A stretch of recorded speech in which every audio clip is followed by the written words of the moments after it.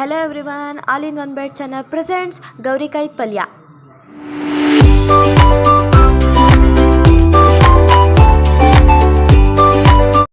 ಈ ಗೌರಿಕಾಯಿ ಪಲ್ಯ ಮಾಡೋದು ತುಂಬ ಈಸಿ, ತುಂಬ ಟೇಸ್ಟಿಯಾಗೂ ಕೂಡ ಇರುತ್ತೆ. ಹಳ್ಳಿ ಸ್ಟೈಲಾಗಿ ಮಾಡ್ಬೋದು.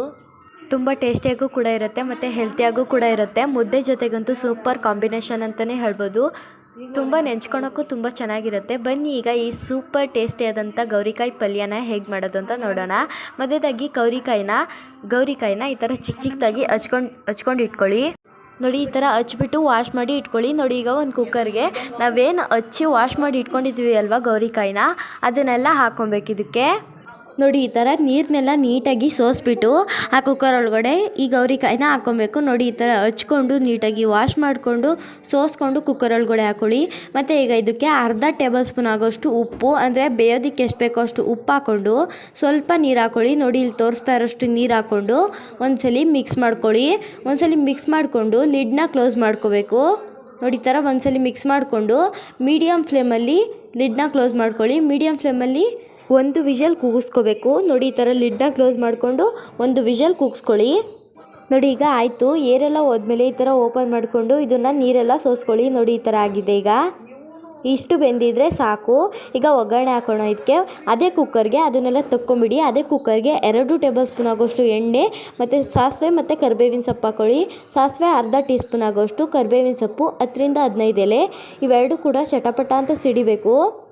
ನೋಡಿ, ಇವೆರಡನ್ನೂ ಹಾಕ್ಕೊಂಡು ಚಟಪಟ ಅಂತ ಸಿಡ್ದಾದ್ಮೇಲೆ ಇದಕ್ಕೆ ಕಡಲೆಬೇಳೆ ಮತ್ತು ಉದ್ದಿನಬೇಳೆ 2 ಕೂಡ 1 ಟೇಬಲ್ ಸ್ಪೂನ್ ಹಾಕ್ಕೊಳ್ಳಿ. 1 ಟೇಬಲ್ ಸ್ಪೂನ್ ಹಾಕ್ಕೊಂಡ್ರೆ ಸಾಕು. 2 ಕೂಡ ಕಡಲೆಬೇಳೆ ಮತ್ತು ಉದ್ದಿನಬೇಳೆ ಇವೆರಡನ್ನೂ ಕೂಡ ನೀಟಾಗಿ ಗೋಲ್ಡನ್ ಕಲರ್ ಆಗೋ ತನಕ ಫ್ರೈ ಮಾಡ್ಕೊಳ್ಳಿ. ಮೀಡಿಯಮ್ ಫ್ಲೇಮಲ್ಲೇ ಇರಲಿ.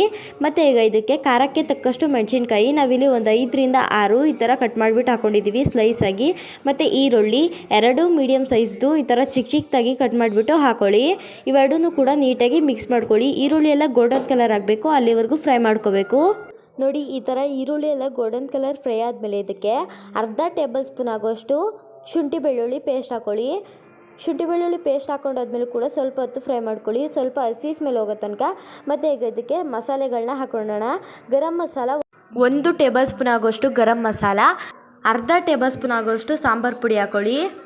ನೋಡಿ, ಇವೆರಡನ್ನೂ ಕೂಡ ಹಾಕೊಂಡಾದ್ಮೇಲೆ ನೀಟಾಗಿ ಈ ಥರ ಫ್ರೈ ಮಾಡ್ಕೊಳ್ಳಿ. ಇದಕ್ಕೆ ಈಗ ರುಚಿಗೆ ತಕ್ಕಷ್ಟು ಉಪ್ಪು ಹಾಕ್ಕೊಳ್ಳಿ. ರುಚಿಗೆ ತಕ್ಕಷ್ಟು ಉಪ್ಪನ್ನ ನೋಡ್ಕೊಂಡು ಹಾಕ್ಕೊಂಡು ಈ ಥರ ನೀಟಾಗಿ ಫ್ರೈ ಮಾಡ್ಕೊಳ್ಳಿ. ಮತ್ತು ಈಗ ಇದಕ್ಕೆ 1 ಹೋಳು ಆಗೋಷ್ಟು ಕಾಯಿ ತುರಿನ ಹಾಕ್ಕೊಬೇಕು.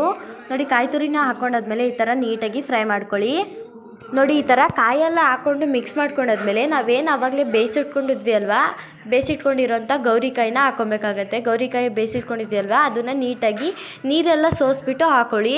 ನೋಡಿ, ಈ ಥರ ನೀರೆಲ್ಲ ಸೋಸ್ಬಿಟ್ಟು ಹಾಕ್ಕೊಂಡು ಕೊತ್ತಂಬರಿ ಸೊಪ್ಪನ್ನ ಮೇಲ್ಗಡೆ ಸ್ವಲ್ಪ ಉದುರಿಸ್ಕೊಂಡು ಫ್ರೈ ಮಾಡಿಕೊಂಡ್ರೆ, ಅಂದರೆ ಮಿಕ್ಸ್ ಮಾಡಿಕೊಂಡ್ರೆ ರೆಡಿ ಆಯಿತು. ಟೇಸ್ಟಿ ಆ್ಯಂಡ್ ಹೆಲ್ತಿಯಾದಂಥ ಗೌರಿಕಾಯಿ ಪಲ್ಯ ತುಂಬ ಟೇಸ್ಟಿಯಾಗಿರುತ್ತೆ. ಮುದ್ದೆ ಜೊತೆಗಂತೂ ಸೂಪರ್ ಕಾಂಬಿನೇಷನ್ ಅಂತಲೇ ಹೇಳ್ಬೋದು. ನೀವು ಕೂಡ ಮನೇಲಿ ಒಂದ್ಸರಿ ಟ್ರೈ ಮಾಡಿ ಹೇಗೆ ಬಂತು ಅಂತ ಕಮೆಂಟ್ ಮಾಡೋದನ್ನು ಮಾತ್ರ ಮರಿಬೇಡಿ. ಯಾರ್ಯಾರು ನಮ್ಮ ಚಾನಲ್ನ ಸಬ್ಸ್ಕ್ರೈಬ್ ಮಾಡ್ಕೊಂಡಿಲ್ಲ ಈಗಲೇ ಸಬ್ಸ್ಕ್ರೈಬ್ ಮಾಡ್ಕೊಳ್ಳಿ, ಲೈಕ್ ಮಾಡಿ, ಶೇರ್ ಮಾಡಿ, ಕಮೆಂಟ್ ಮಾಡಿ ಅಂತ ಹೇಳ್ತಾ ಮತ್ತೊಂದು ವಿಡಿಯೋದಲ್ಲಿ ಸಿಗೋಣ.